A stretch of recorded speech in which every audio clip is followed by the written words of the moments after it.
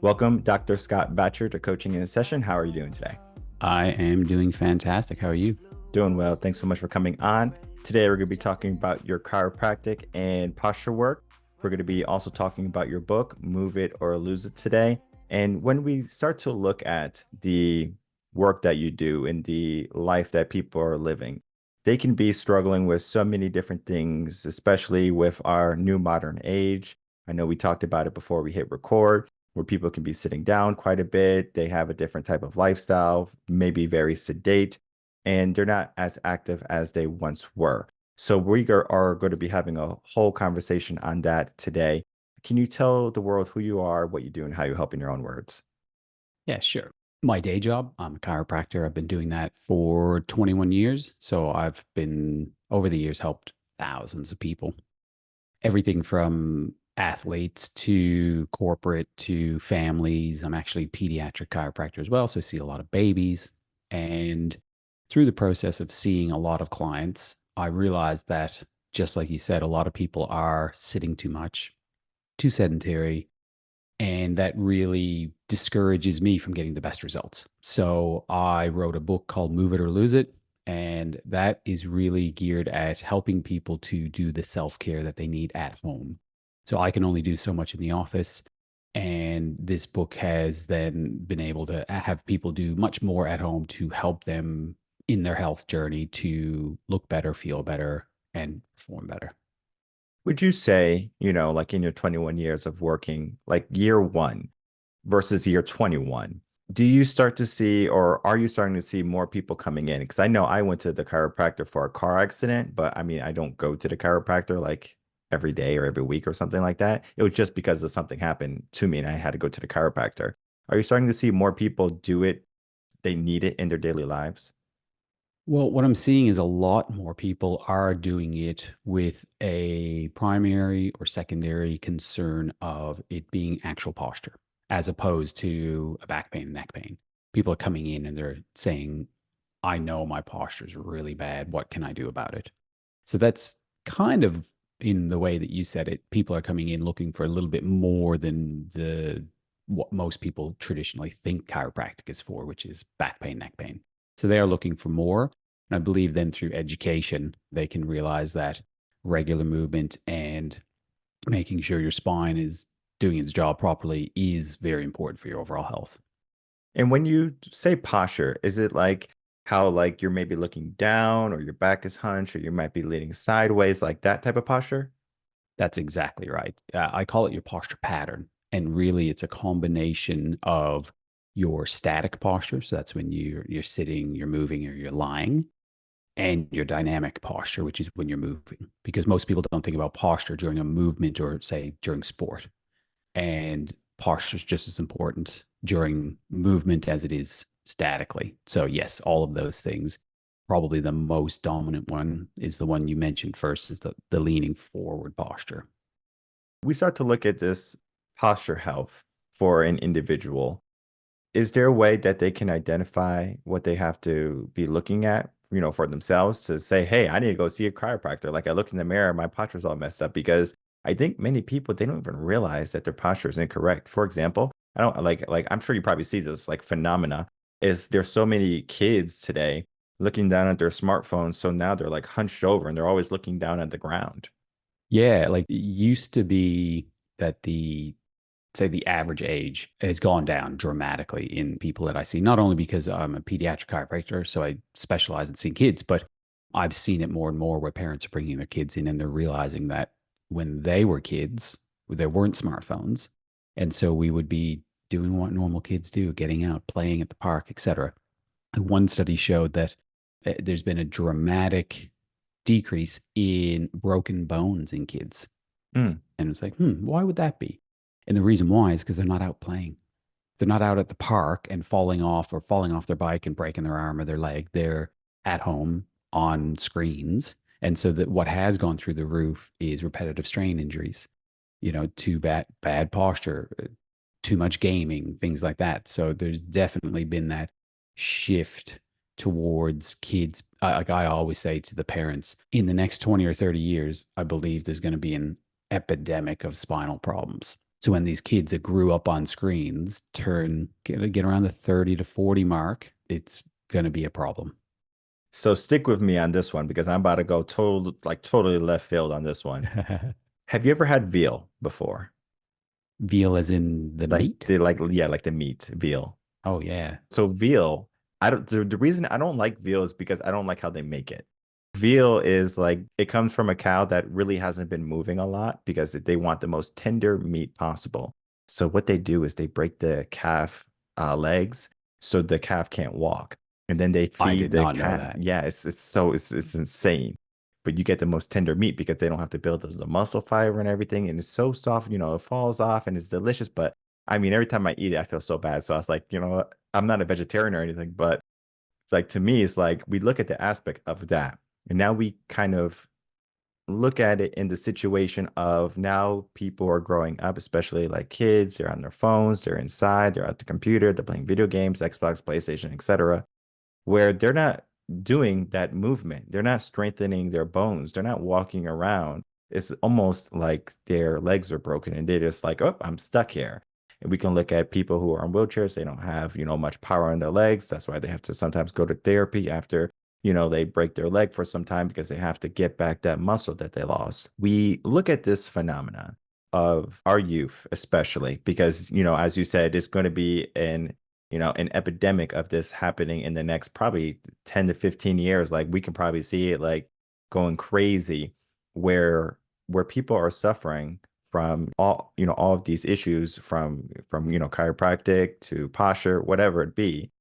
We have to look at the mindset too that we can mitigate this. Yet it's almost like we see the car coming right at us and we're like, well, it's nothing we can do.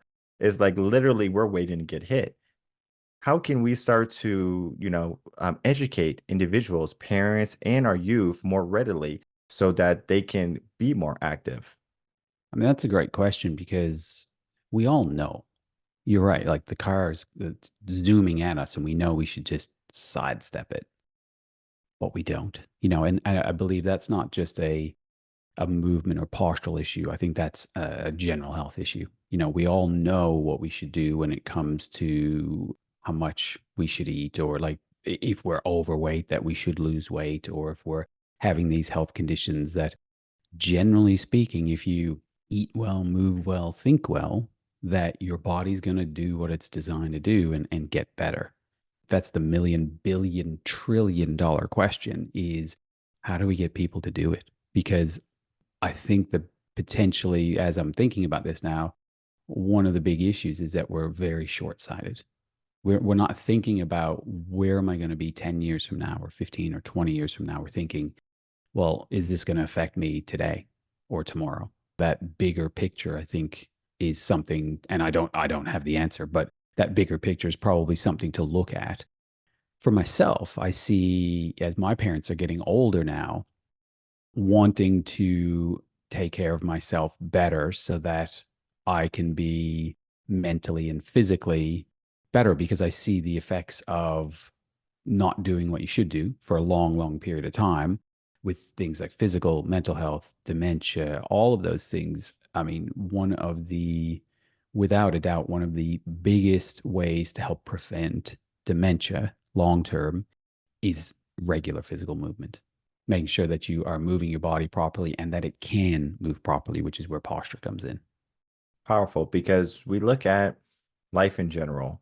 People, they give themselves this aspect of 65, and I'm going to retire at 65. I'll be happy at 65. 65 is the date.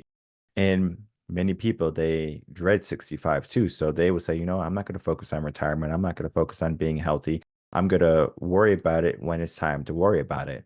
When the best time to take action is when you're healthy, when you can do something, because then it's almost like keeping up with what you have to do. Imagine if you have a room or something and you could be an adult or you could be a kid. Like if you think about your kid's room, it's probably a mess. But if they clean their room, you might say the only thing you have to do is make sure you don't dirty your room that bad. So when you have to clean it again, it's not going to be like hours and hours of work. Every day you pick up your laundry and you put it in the hamper. You don't just throw off your clothes and then after a week you have a week's worth of laundry or of of dirty laundry on the floor.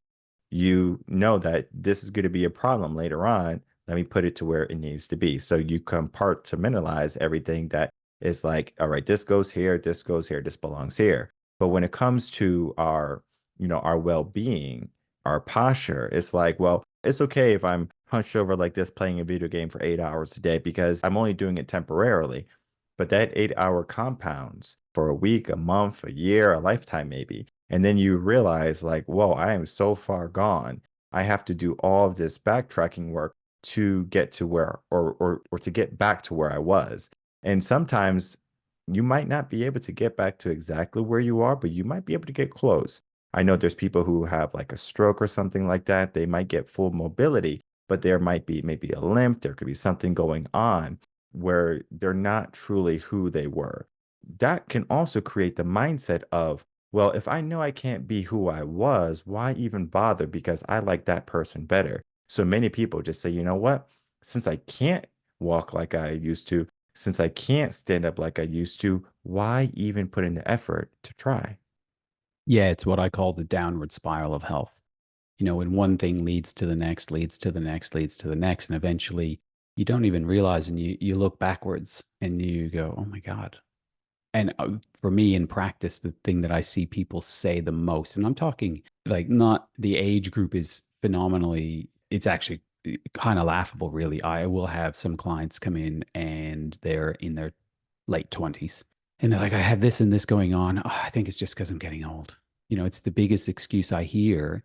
And I think it is a very disempowering excuse. Oh, I just think I'm getting old. Because when people say that, basically what they're saying is, I don't think there's anything I can do about it. And that downward spiral of health that I mentioned can be turned around because with small, regular intervals of something, you can have a dramatic difference. But I think, again, it comes back to being short sighted. People want something to change today, right? Oh, I've let my health go and I have high blood sugar and I'm 20 kilos or 50 pounds overweight and I can't run the length of myself. And the list goes on. And they're like, okay, I'm motivated to change. And 3 days in, they're sore. And then they're like, oh, this isn't working. And so I think we really need to take that step back and go, okay, for any sort of health change, we should really be looking at 100 days. Okay, I'm going to do this for 100 days and be very committed to that process for that long because you will see change in that length of period of time. But when we're looking at, people's mindset of a day or a week and everything should be good, when, like you said, it could have been weeks, months, or years of sitting in that video game for 8 hours a day, and you don't even realize how bad you've gotten.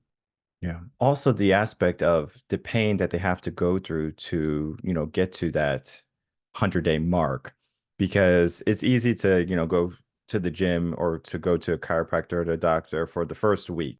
Like, okay, like this is new. Like, it feels good. It's like new. Like people love new, like a new car, new phone. It feels good. But then eventually it becomes something that you're like, phone, like I don't care if you are going to the doctor, maybe not the dentist because I don't know about those, but you are going to be like, all right, I feel good. This is cool. I'm learning a lot. The care was pretty good, but sometimes it could be riddled with pain. After my car accident, it's like 2010. This is a long time ago.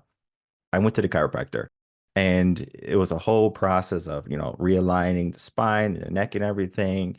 And then also they had to do like therapy and it's like also like a massage part where they're like trying to move things like where it needs to be. And let me tell you, oh my God, I was in the worst pain of my life, or probably the second worst pain, but it did not feel good. When someone has to go through that pain, for me at the time, I was 20, 22, 23, or something like that. I was young. I had my whole life ahead, in my mind at the time. I'm like, I can't be like this forever. But someone who is later on in life, 50, 60, or whatever, for them to go through that pain, it's almost like, you can't teach a old dog new tricks because they already have this, mentality of, I have already gone so far. They are going to be the first people to say, you know what, what's the point? Why even bother? Why do I have to go through this pain? Why even force myself to get to this 100-day mark?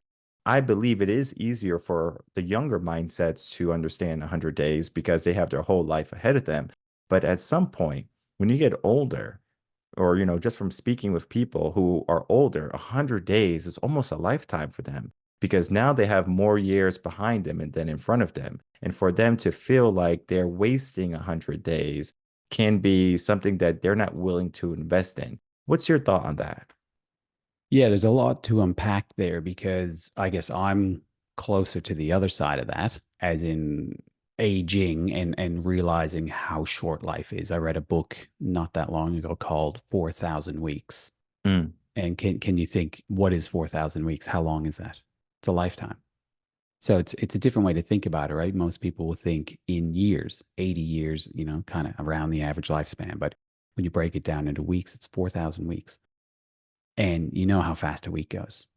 To me, the opposite is true as you get older, where 100 days, my dad told me years ago, he said, the older I get, the faster time goes.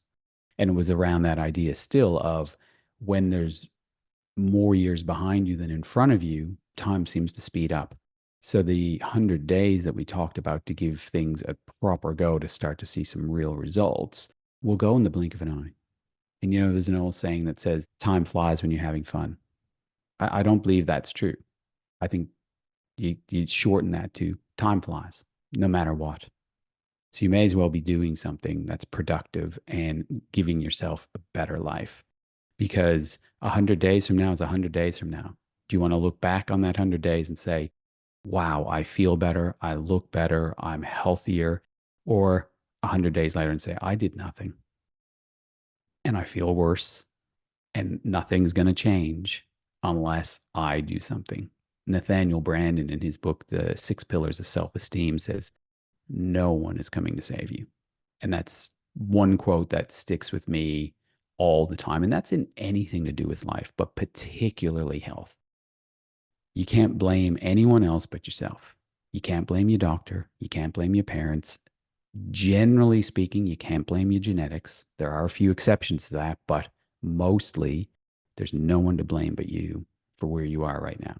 And that can be disempowering, but it can also be very empowering because when you know it's up to you, that's the buck stops here. It's my choice and only my choice. Nobody can go and do that walk. Nobody can do those stretches but me. And so it can be a very empowering process as well, I believe, instead of disempowering at any age. My oldest client at my practice right now is 96.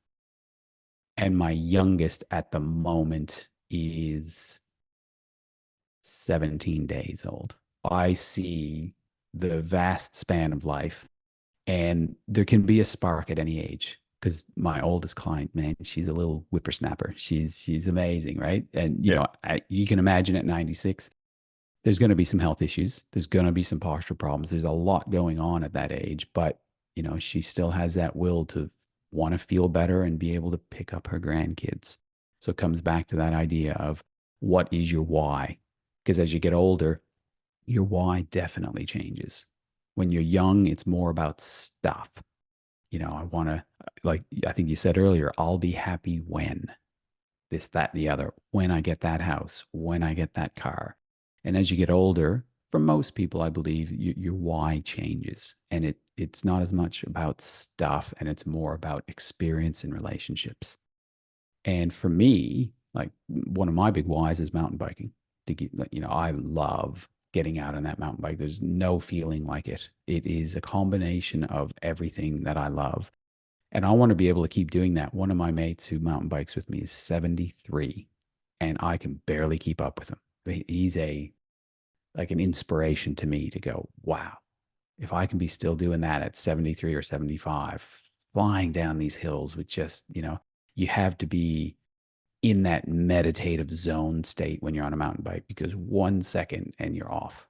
That is my why to continue. And I work on my posture because posture influences balance. Balance as we get older is one of the biggest problems because what does a loss of balance do? Leads to a fall. What does a fall do? Leads to a broken bone. What does a broken bone do? Leads to being stuck in bed. And there's an old saying that says, you don't stop moving when you get old. You get old when you stop moving, right? And it's very true. The science proves it. I've got a ton of research inside my book. I've written it in a fun way that makes it easy to digest, but there's a ton of research in there that basically proves that you can be old when you're young, or you can be young when you're old. And it all comes down to moving the body. Movement and exercise is the most important thing.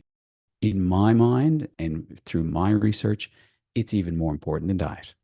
Continuously moving the body is the absolute key to longevity and living a great life, mentally, physically, socially, everything.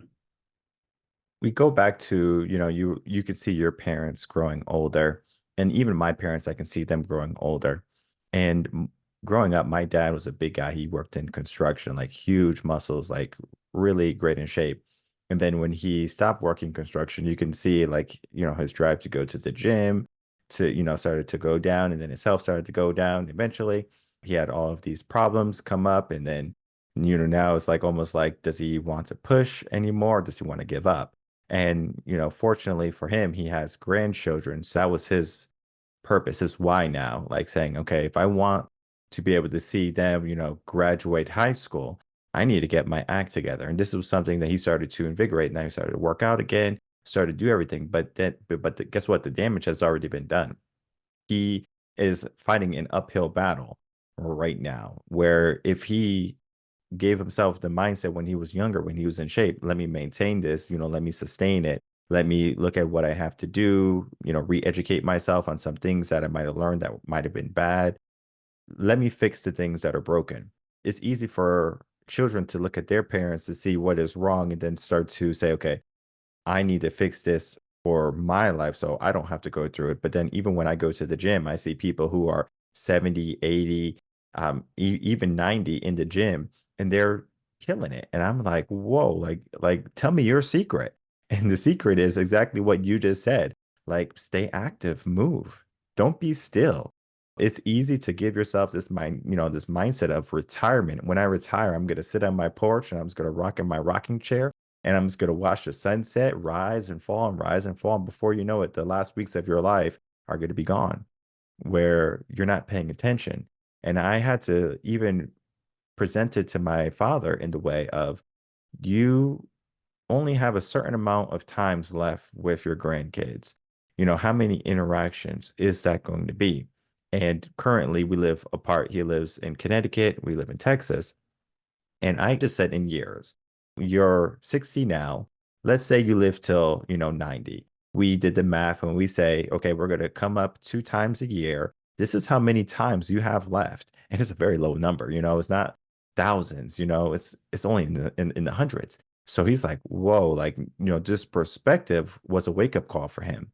So now every single time we're there, he appreciates every second of that. He's like, just eats it up. He's 100% present. But then he's also 100% active. He's just not like, well, I'm gonna take it easy. He's like doing push-ups, he's going on his bike, he's doing everything that he needs to do. But it wasn't until he had that drive. And sometimes people don't have that drive. We can have the understanding that we have to do something, but if they don't have that drive to do it, it's going to be that hard concept of, we all want a better life, but not everyone's willing to work to get that better life. We should be working to that better life, right? It just makes sense. But again, people make mistakes, if you want to call it that, or people just don't take action, and then they wonder why they're in the situation that they are. And I think of the aspect of getting older. Osteoporosis kicks in because you're not like doing what you need to do. Like there's a whole slew of issues. And your book is perfectly titled for this type of mindset. Move it or lose it. What is to lose though, right? Your lifestyle, your mobility, or everything in between. What got you to write this book, and how has this book impacted individuals' lives? Yeah, I mean, you summarized it quite well. The book was written because it was written about, I'm going to say 5 years ago. So I was in practice for 15 years, and I saw there was a real gap in what I could do for my clients while they were there, but then what they could do for themselves at home, right? So there's a definite combination of the two that I'll say is where the magic happens, because the movements that you can do yourself through stretching and exercise, etc., are what I call the macro movements. And then the adjustments that I perform on people are the micro movements. So if you've got one spinal segment that's stuck, it may not be released unless somebody like a professional like myself releases that out. But the macro movements are what you can do on your own. And so I found there was a real gap, and I would give a person an exercise here or there, and they may or may not do it, but that's one or two exercises. Inside the book, I have over 80 different exercises, and they're all geared at postural performance. So you mentioned a long time ago, how can somebody know they've got bad posture? So I go through that in the book as well, with just taking two photographs and then looking at them. So there's a process inside the book that they can look at that. And then there's what we call a 30-day challenge. Again, back to, I said 100 days is a real great time frame. But inside the book, I did a 30-day challenge. You can definitely see some change in 30 days. So if you're interested in that, then check that out so that you can do that 30-day challenge and do the pre and post photos yourself. And you can even send me the photos if you want to see those changes. But back to the book, again, it was a process that I wanted to expand outside my practice as well. So for somebody who might live in Texas or Connecticut or, around the world. And I've broken the book up into three different sections. Section one is really around how can posture and movement help you. So there's chapters on physical health, mental health, how sitting or standing, the debate on that, etc. The middle part of the book is what you talked about, which is sort of the why section, because I realize that really anything to do with health, if you don't have that motivation side, or motivation is probably not even the right word because that only lasts. If you don't have that why, that big picture, you're just not going to stick with it. And so the middle part of the book is all about that. It's a bit of a self exploration. So there's a lot of questions that you answer yourself, and it takes you through a process to get you ready to then start the program, which is the last third of the book, where all the movement patterns are and the different exercise routines. And they're on average about a 10 to 15-minute routine. So if you can commit to that perfect world every day, so think about it like brushing your teeth. I'm going to brush my teeth every day. I mean, I've never met anyone who doesn't. There was one guy one time about 10 years ago, because I use that brushing your teeth example because everyone brushes their teeth except for this one guy. He didn't brush his teeth. And I'm like, oh, that's not going to work for you, is it? So, but if you don't even brush your teeth, you probably don't have health on your list of priorities at all. Taking you through that process of the book takes you from like, okay, why is it healthy for me? What is my why? And then what to do about it. When I was younger, I was definitely not a good brusher. I was probably like the worst brusher in the world. Like if you haven't met one before, like my younger self, that was the guy. Because I was a total mess. I was like eating candy. I would brush my teeth, but it was just like whenever I just thought about it, I was so active. Riding my bike, hanging out with kids in the neighborhood, playing with dirt, catching ants, catching earthworms. I was a busy guy. Coming in and having to brush my teeth, I was like, nah, like that right there, I'm not going to worry about it until started to get cavities, starting to get all these problems. I'm like, Jesus, the only thing I have to do is brush my teeth. And I'm like, easy enough. So now I'm instilling that into my family. Like, hey, we got to brush our teeth morning and afternoon and even after lunch. So like we developed that, but it wasn't until, like I said, like I went through the bad moments and, I did the wrong thing. Sometimes we learn from our mistakes. Sometimes we can learn from other people's mistakes and we could begin to take action from there. One of the things that you talked about in your first part of the book was that, posture can help with mental health. How is posture and mental health linked together? Well, I mean, the links are undeniable when it comes to mental health. By the way, I wanted to allude to something earlier around exercise. So before I forget, do you know what the best exercise in the world is? Walking. Not necessarily, Okay, tell although me. I get what you say. The best exercise in the world is the one you're going to do. Mm, And so for people listening here, if they're like, well, I don't want to do that, or I don't want to do this, it's find something you love and do it. mm. Just keep the body moving. I mean, that is literally easiest step one. Just do something you love to do, because if you love to do it, you can just keep doing it. For me, like I said, mountain biking is just something that when we get off this call, I'm heading out. It's a beautiful morning here in Australia, and I'm out of here riding my bike this morning, and I can't wait to do it. So make sure that you just find something that you love to do. I just wanted to add that before I forgot. And then to look at the posture and mental health and like to get into that conversation, because I think that's going to be a good last point to end on. Sure. So there's some big fancy words I'm going to use, but I'll describe them. I'll write So them down. there is there is something called a psychosomatic response, and that's where the mind affects the body. And it's been shown that the opposite is also true. There's also a somatopsychic response, and that is how the body affects the mind. And it's been shown scientifically that if you force yourself into a bad posture and stay there, that you start to have unhealthy thoughts. And that if you force yourself into a better posture, that you start to have better thoughts. And when you have better physicality, you just run better, and that affects your mental health in such a big way. It's probably one of the biggest things I see in practice. People don't come in because they're in pain, believe it or not. They come in because that pain is preventing them from doing something they love, right? So when you dig just a little bit deeper, because everyone says that, it's like, okay, why are you here today? Because my back hurts. Okay, well, if your back hurts, then what is that affecting? What can you not do because of that? Oh, well, I can't work. I can't play golf. I can't mountain bike. I can't pick up the kids. I can't, whatever the case might be. And instantly you can see the change in people's mental state when they switch gears from pain to what it's affecting. I mean, there's a bunch of science. It's all inside the book. I've got a whole chapter on mental health, but that's the big picture of no doubt about it. If you move your body, you feel better, not just physically, but absolutely mentally. There's one style, I'll list one study that showed that, back to what you said, best exercise being walking, that going for a walk, a strenuous walk, like not even a high level walk, just a somewhat strenuous walk, heart rate slightly raised, is as effective as the top two antidepressants in fighting depression. In a state of when mental health is at its worst, we'll say in like a depression, anxiety type state, it has a dramatic impact on that.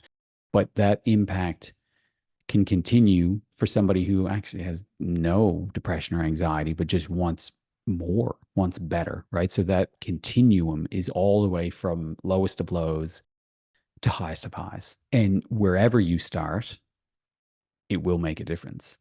And interestingly, I want to mention this before we wrap up, is that if somebody's listening now and they're like you were saying earlier, it's just too hard of a hill to climb. My God, for me to go from where I am now to whatever that pinnacle of where I want to be is, Gandhi said it, the journey of 1,000 miles starts with the first step. And interestingly enough, the health benefits are way higher in the very beginning. So if you are doing nothing, if you're listening here and you just sit on the couch or in that rocking chair all day and you literally do nothing, then getting up and taking a tiny walk has such a huge impact on your health. So get this. There's a study where they said if you stand for 1 extra hour during the day, so you don't even do exercise, you just stand up for an hour that you were sitting down, you will burn as many calories in a year as running 6 to 7 marathons. So stand up for an hour a day, and over a year's period of time, you will have done the equivalent of burning calories of 6 to 7 marathons. That is insane when you think about it. So just start small. If this is the kick up the butt you need to just do something, just start. Don't think about too far into the future. 100 days. I'm gonna do a 5 minute walk for 100 days. Just do that. And then obviously, as you get better, you'll probably want to do more. And of course, you will end up getting more health benefits when you do more, but don't go too far. Just do something. Move it or lose it. Beautifully said. I know during the pandemic, there was a lot of people buying the stand-up desk that go real tall and they can stand up and they can do their work there. It's already something that people are doing, but then it's undeniable that sitting is more comfortable to the body and the mind. It's like, well, I'm conserving energy because I'm just sitting. I'm not really doing anything. I'm working. I'm moving my hands. So, and that's the minimum. But we have to challenge ourselves to do a little bit more every single day. It doesn't have to be today, I'm going to stand 1 hour. Maybe you start 5 minutes, 10 minutes, right? We build our endurance up. And then before you know it, maybe you're standing that whole 8 hour shift at work. If you can work from home and you just can do the whole 8 hours.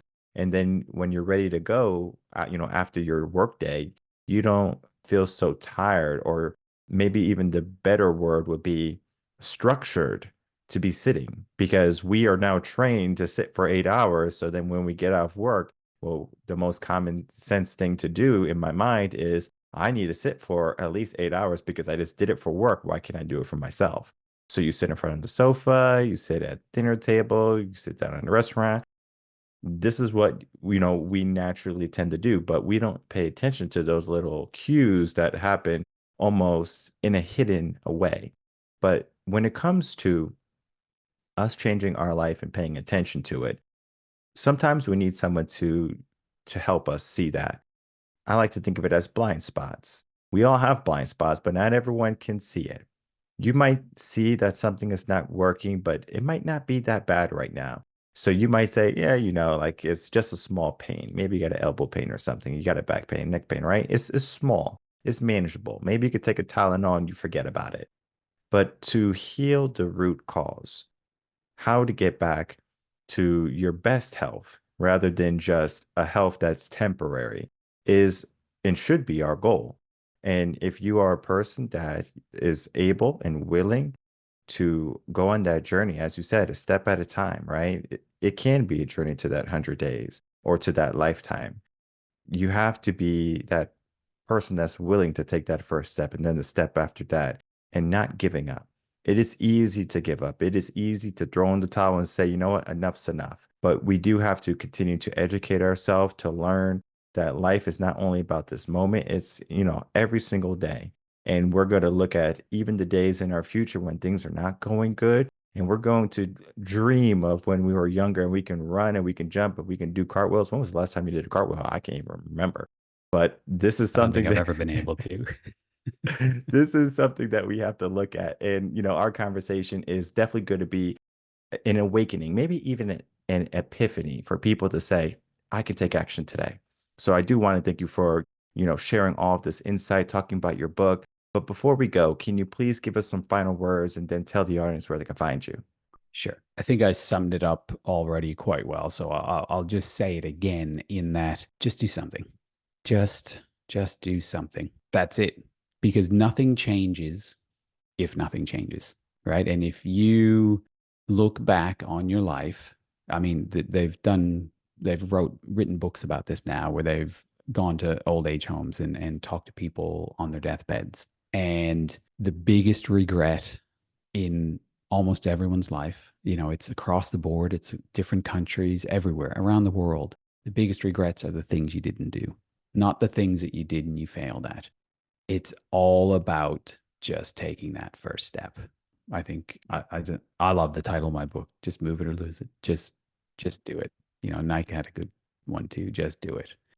If you are listening to this and you know who you are, and you need to do something, just do something small. Just take that first step. And I guess you can reach me. I do actually. I have I'll share the link with you if you put it in the show notes or something. It's a just a quick questionnaire. How bad is your posture? So if you want to just see a little bit closer, I think it's 15 questions. Takes about 2.5 minutes to complete, and then I send you some results based on your answers about what you can start doing to create changes in your life. And that's probably going to be the best way, because then through that, I'll have your contact details, or look me up on any socials and stuff, Dr. Scott Vatcher. Perfect. And I'll make it easy for everyone. The links will be in the description box below. Please send me that link for the questionnaire, and so they can go through that process, because you might not even know what is wrong with you until someone says, hey, just to let you know, you got a flat tire or you got a limp, right? Sometimes we cover it up so well. And we are so busy in our day-to-day lives that we can forget to pay attention until we can't even force ourselves to take that step or to do an action. We don't have to wait until we break down and we are struggling to make it through the day. We can do the small steps, as you said, to a better health, better body, better mind. And that posture is going to help us walk in a prominent way. I want to use the word prominent, where you can be that figure just walking with authority, not the person looking down, because there also has been studies looking down has a negative effect on your mood. You're more depressed if you're looking down more. But if you look up, look at the sky, look at the sun, look at people, their smiles, what's going on the moment, cherish it. And from there, you're going to start to see that life can be filled with so much more abundance. And we just have to step into that. So I want to thank you so much, Scott, for coming on, helping us understand about your work and talking about your work and just giving us a wealth of information today. Thank you so much for having me. It was a blast.